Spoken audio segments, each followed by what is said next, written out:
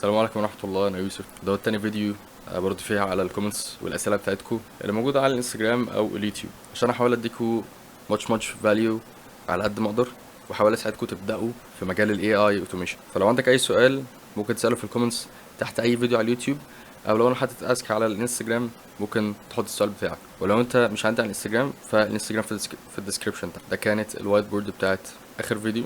حاليا هفتح وأشوف كل الكومنتس اللي جات لي واحاول ارد عليها. فيديوهاتك ما شاء الله، انا بستنى كل فيديو فارغ الصبر والتوفيق. شكرا جدا جدا، بحب الكومنتس ديت. شكرا جدا، مجهودك شرح جميل. يا ريت بقى يكون في شرح توضيحي اكتر ازاي تربط الفيسبوك والواتساب وكل ده. كل الدعم مستمر. خلاص هحاول اخلي الواتساب في فيديو منفصل علشان طويل حبتين يعني، وفي نفس الوقت هيبقى محتاج خطوات كتيره جدا، فاحاول اعمل فيديو الواتساب دوت يكون فيديو لوحده. عاش. ثانك يو اول. السلام عليكم ورحمة الله. يا باشمهندس، ممكن تشرح لنا كيف استفيد من ال AI agent على متجر الكتروني؟ طيب جميل. اسماعيل سأل سؤال حلو جدا، ازاي تستفاد من ال AI agents عامة لو انت عندك اونلاين ستور او بتبيع عامة اونلاين. خلينا نروح دلوقتي للوات بورد بتاعتنا. خلينا نكتب هنا او نصغرها شوية. How can I leverage AI or artificial intelligence to develop or increase the profits؟ دلوقتي لو انا عندي اونلاين ستور انا كيوسف، هبقى محتاج حاجات معينة وحاجات ثابتة يعتبر عند أي أونلاين ستور. عايز أزود مبيعاتي وأقلل الخسائر اللي أنا بخسرها أو الكوستس حتى اللي أنا بدفعها. فدول أهم اتنين أنا كيوسف هبقى محتاج أركز عليهم لو أنا عندي أونلاين ستور. يبقى مور عندنا حاجة تانية ألا وهي، علشان أنا أعمل كده فأنا كده محتاج ليدز. موضوع الليدز دوت سهل جدا، لأن في كل الأحوال لو أنا أونلاين ستور فأنا هعمل كامبينز أو أدز أو هرن فيسبوك أدز. فانا كده هيجيلي في ناس بتعمل ويب سايت عشان تبيع من عليه، وفي ناس لسه بتعتمد على الواتساب. وفي كل الاحوال حتى لو انت عندك ويب سايت هنا في مصر، الوطن العربي عامه، ما زال ثقافه ان انا اشتري من على الواتساب لسه موجوده. فحتى لو في ويب سايت ففي ناس بتتجه برضو بتكلم الكاستمر سبورت على الانستجرام او الواتساب علشان تبليس اوردر او تطلب. في كل الاحوال هتحتاج دوت. طب انا هانكريس سيلز ازاي؟ طبعا احنا عندنا بعد الفيسبوك ادز دوت اللي هيحصل بالظبط هيروحوا على الواتساب عشان بليس اوردر. حلو جدا. هنا بقى التريك.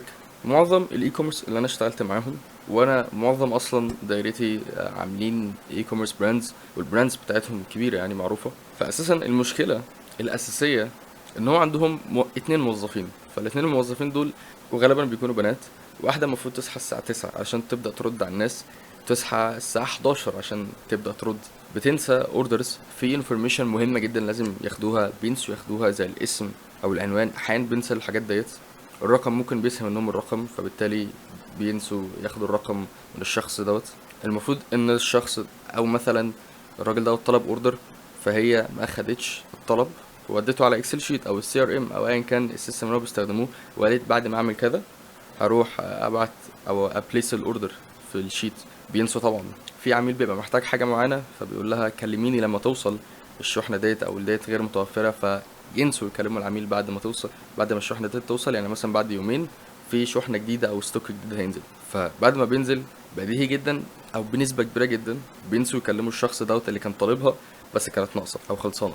انا كده عندي opportunities او فرص ان انا ابيع وخسرتها بسبب، اكيد لان البشر بينسوا. وديت حاجه طبعا مش هنقول ان البشر دول وحشين فيها يعني، بس هي ديت العيوب وغيرها. لو انت خصوصا لما انت بتعمل كامبينز، واكيد اللي بيعمل كامبينز فاهم حاجه زي كده، انت ممكن يجيلك في اليوم الواحد اكتر من 100 مسج في اليوم، وفي نفس الوقت اللي انت بترد فيه على كاستمر دلوقتي في حد تاني بيبعت لك وعايز يسأل عن حاجه او يبليس اوردر. فده لما تتاخر عن دوت او التالت او الرابع اللي بيبعته في نفس الوقت، خصوصا لو الكامبين لسه شغاله، انت مستحيل واحد او اتنين يهندلوا كل دوت. فاحنا عندنا هنا مفيش efficiency وفي نسيان. وبعد ما اخلص مع دوت اكيد هبليس اوردر، فانا بعد ما بليس اوردر مع دوت هروح اودي الاوردر، ولا اقول لنفسي هروح اكلم الشخص دوت اللي لسه باعت لي برضه عشان الحق ارد عليه بعد كده ابليس الاوردر، او احط الاوردر في الشيت بتاع الاولاني دوت واقعد في دوامه لا نهائيه، ويبقى في كده بوتل نيك. ده كده لو انا عايز increase السيلز اكون عامل حاجه اسمها AI agent. ها هو ال AI agent Customer Support، وهوريك ديمو للموضوع دوت دلوقتي نشوف الفكرة حتى عاملة ازاي علشان increase السيلز و get every opportunity او استغل اي فرصة تجي. ده عشان reduce، ده علشان increase السيلز. طب reduce الكوستس ازاي؟ انا قلت لكم احنا عندنا 2 customer ومع ذلك هم مش شغالين 24 ساعة. مش من البديهي اللي انت هتشغلهم 12 ساعة كل واحد على الأقل، أو هتخلي كل واحد يشتغل 8 ساعات. فانت عشان تفضل شغال 24 ساعة فانت محتاج 3 على الأقل. بس نفترض ان انت عندك 2 بس وكل واحد بياخد 7 8 مثلا عشان يفضلوا شغالين 24 ساعة، ومع ذلك ما بيكونوش بنفس الافيشنت بتاع الاي اي ايجنت انه شغال 24 ساعة. حتى في ناس بتبعت 4 الفجر، وده بديهي مش هتقول الناس غلط، بس هو بيبعت 4 الفجر.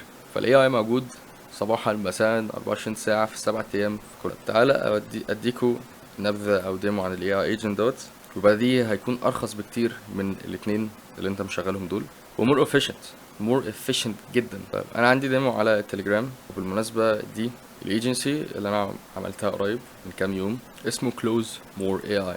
طبعا كل دوت انا كنت بجربه، ديمو موجود. تعالى نمسح كل الديمو دوت وهقول لك ايه هو كلوز مور دوت. بس على الانستجرام نزل فيديو قريب برضه على الانستجرام بشرح فيه ايه هو كلوز مور اي اي وازاي هنبدا نعمل كونسيستنت 100,000 جنيه.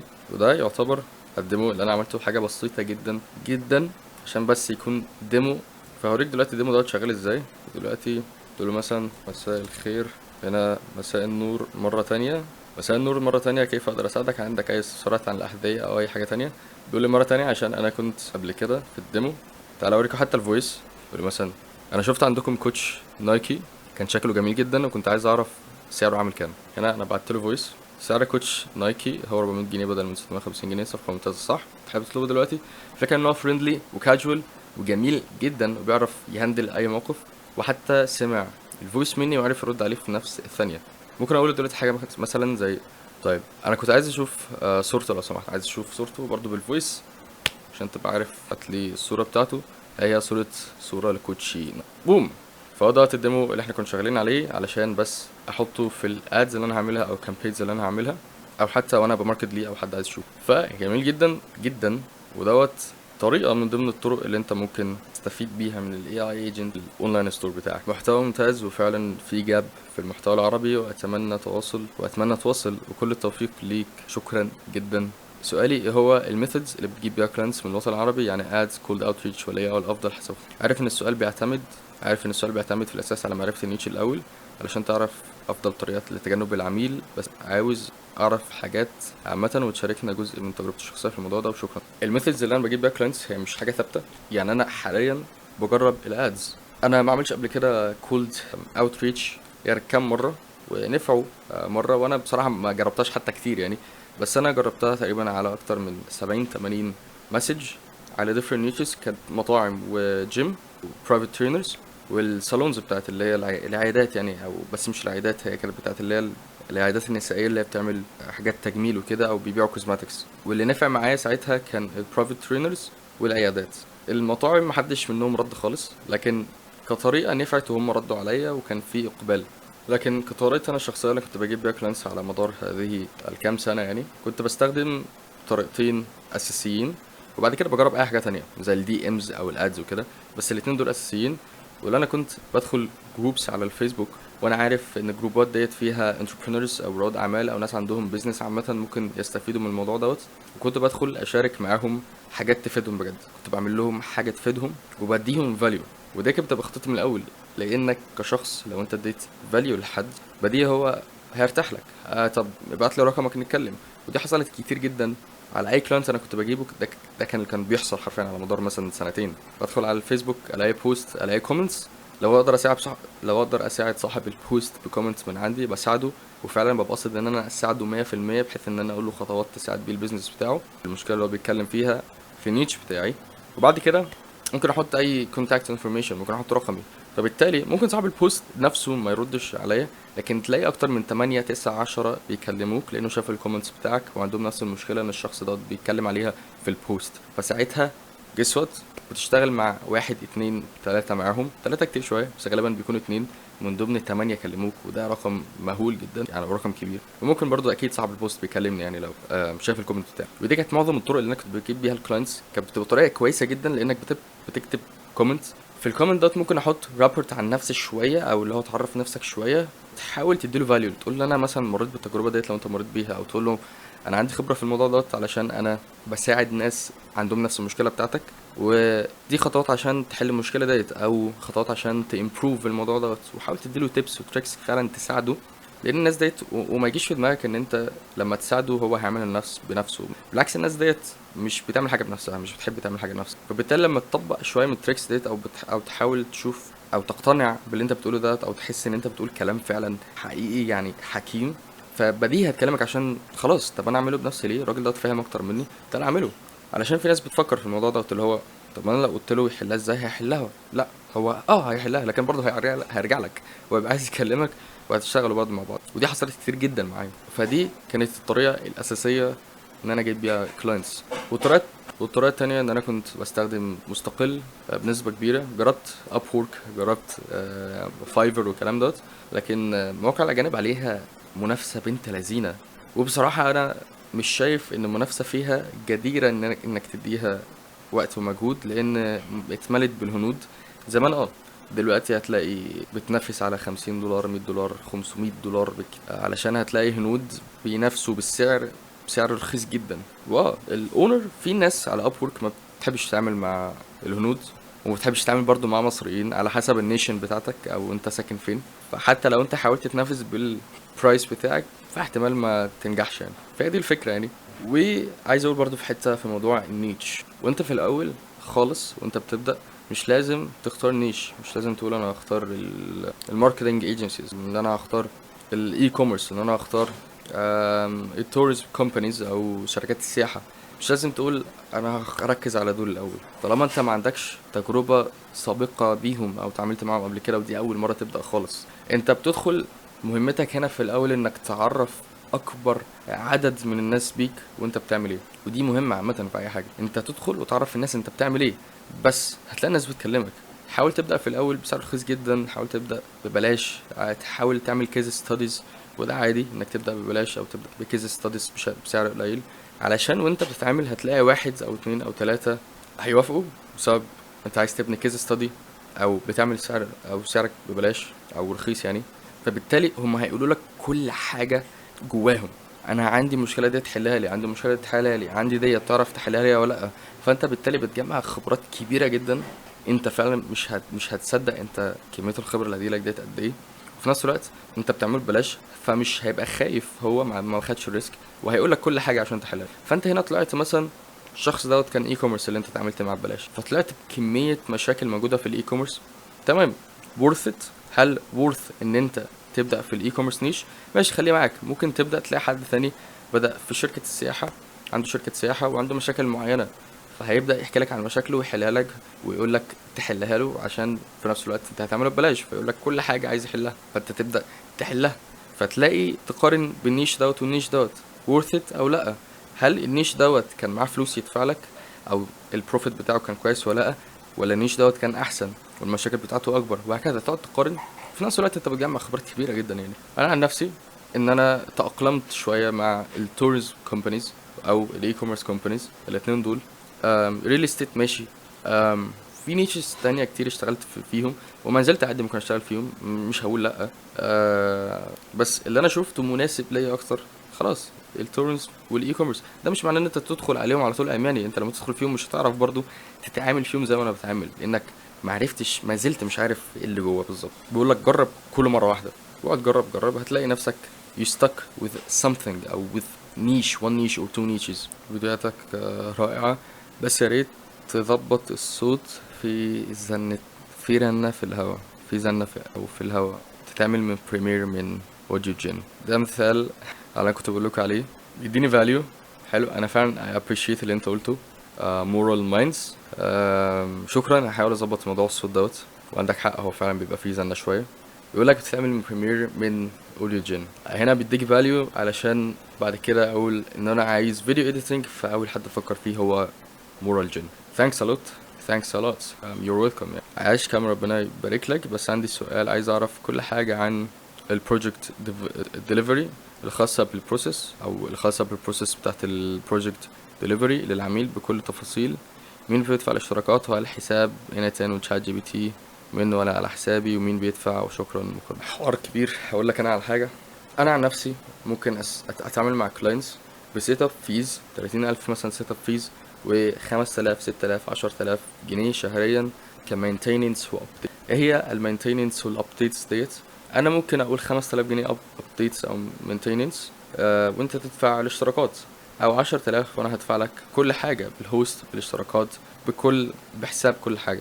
هو يوافق على دوت او يوافق على دوت براحته، ده انا بتكلم عن نفسي يعني. طيب ال 5000، لو انا هاخد 5000 انا هكون مسؤول بس عن الابديتس اللي انا هعملها عن او بال NIT. طب ال 5000 اللي انا هاخدها ديت هتكون انا كفيل بس او responsible عن الابديتس اللي انا هعملها. لان لو انت هتعمل AI agents فانت مش هتعمله مره وتسيبه، لان الحاجات ديت بتبقى محتاجه ابديت. يعني مثلا اعتبره موظف عندك اول شهر غير تاني شهر غير تالت شهر، طبعا بيتحسن طول ما هو قاعد. وده في نفس ودي نفس الفكره بتاعت الاي اي ايجنتس بتاعنا. هو اول شهر معاك غير يبقى تاني شهر غير تالت شهر، انا بحسنه بحيث ان هو يتاقلم مع البيئه الجديده بتاعتك. لانك برضو بعد شهر او اتنين او تلاتة هتبقى عايز منتجات جديده. لاحظت مثلا انك عايز طريقه جديده يتكلم بيها، او مثلا غيرت اسعار شحن، او مثلا بدات تتعامل مع كاستمرز تانيين، بدات تحس ان هما بيكلموا بطريقه تانية فمحتاجين رد تاني. وهكذا بنعمل اناليسيس، بنعمل ابديتس كتيره جدا انت اكيد محتاجني فيها انا كيوسف يعني. فبديهي جدا ان انا ما اعملهولكش مره واحده واسيبهولك، لان كده بضرك.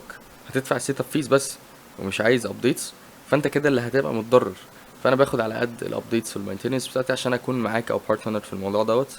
لو انا هاخد اكتر من كده فلا، انا اللي هكون كفيل وشايل الابديتس والمينتيننس والسبسكريبشن برضو بتاعك.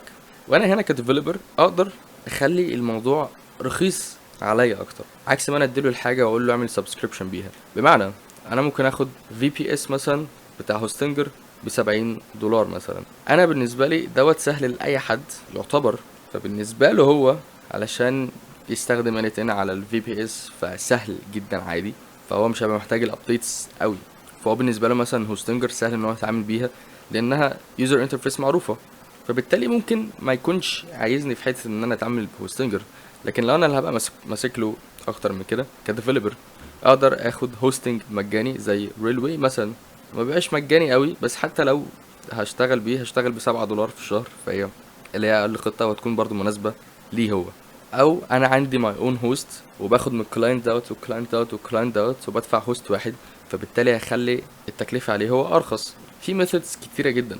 طبعا انت مش بتقول للكلاينت الموضوع دوت براحتك يعني، وهو مش سر، بس يعني بتكلم انت بتقترح عليه بس، لانه لو مسك هو السبسكريبشن هتكون اغلى بكتير. هو ممكن يستخدم تشات جي بي تي عادي بس بيدفع سبسكريبشن كتير جدا علشان هو بيستخدم موديل كبير، مع اني انا ممكن استخدم موديل اقل منه ومور اكيوريتد، او مثلا احسن من الموديل اللي هو بيستخدمه، وارخص منه ممكن نقول 90% ارخص كتوكنز انت بتدفعها او فاهمني.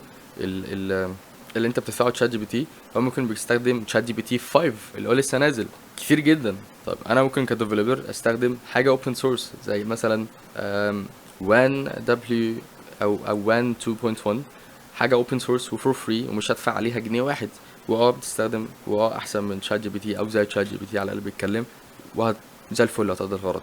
الفكره هنا ان انت عارف انت هتتصرف ازاي وتقلل او تريديوس الكوستس عليك انت ازاي، عكس كلاينت.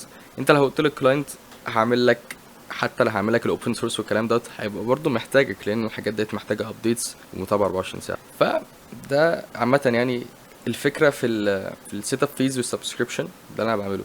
والدليفري كده كده ما فيهوش حاجه يعني. انت تعالى نشرح الدليفري بمنتهى البساطه. هاجي هنا انا جبت نيو كلاينت ايا كان بقى، ايا كانت الطريقه، ادز، فيسبوك، ايا كان، جبت النيو كلاينت بوري له ديمو، فري ديمو. انا بوريك البروسيس بتاعتي انا شخصيا بتبقى عامله ازاي، بس تجربتي الشخصيه وبتنفع كل مره. عندنا فري ديمو، وعندنا بعد كده اوري له اللي اسمه دوت بلانز بتاعتنا.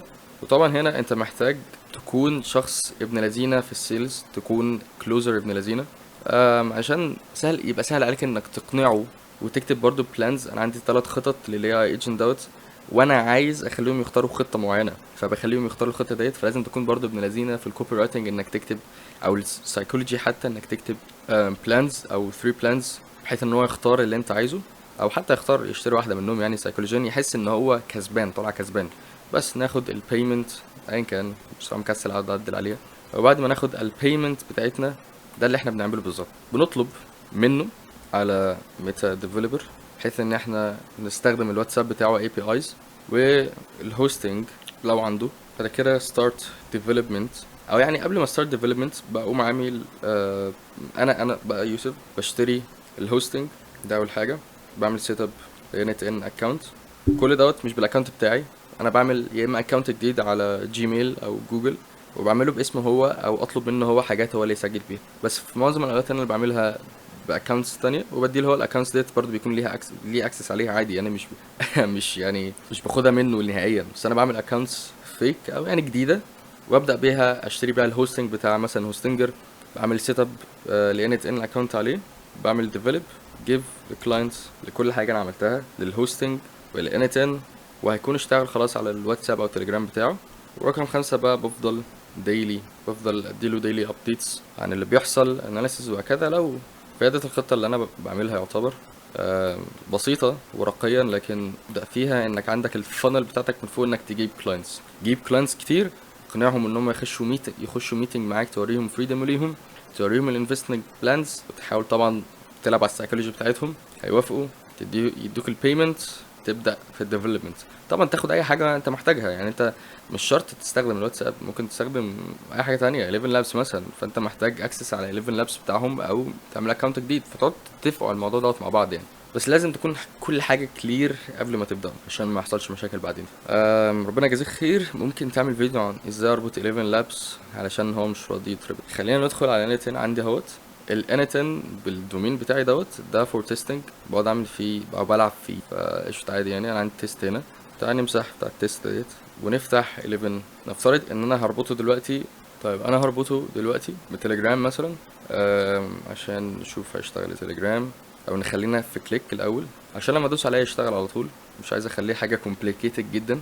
تليجرام، او مثلا send media مثلا audio file، send audio file، خليه يشتغل على التوريزم دوت توريزم كومباني. ده كان ديمو انا عامله مع نفسي. تعالى نفتح تليجرام هو دوت، تعالى نمسح الشات وهنبدأ. مثلا عايز اخد الشات اي دي دوت، عايز اخد الشات اي دي دلوقتي. الشات اي دي هناخده، هنمسح ديت، نعمل اكتف، والشات اي دي اهوت. انا جبت الشات اي دي من الويب هوك عشان بس اكون دوت الشات بتاعي اللي انا هبعت فيه الفويس. لو فتحتها تاني هتلاقي هو محتاج شات اي دي ومحتاج اوديو. ممكن تحط باينري فايل، يعني ارشح دوت. طيب هنشيل دي كده على جنب ونجيب 11 لابس بقى. 11 هنا 11 لابس هتلاقي convert text to speech، هو ده اللي احنا عايزينه. نخليها close more AI بما اني كده كده بتست يعني. حمزة Egyptian conversation، تعال نستخدم حمزة ونكتب مثلا ازيك ايه الاخبار، او اقولك على حاجة عشان نخليها close more AI. يعني هنبدأ واحدة جديدة، انت هتدوس على create new credential ديت، حلو، وتروح على 11 labs، هيفتح لك غالبا حاجة شبه زي كده.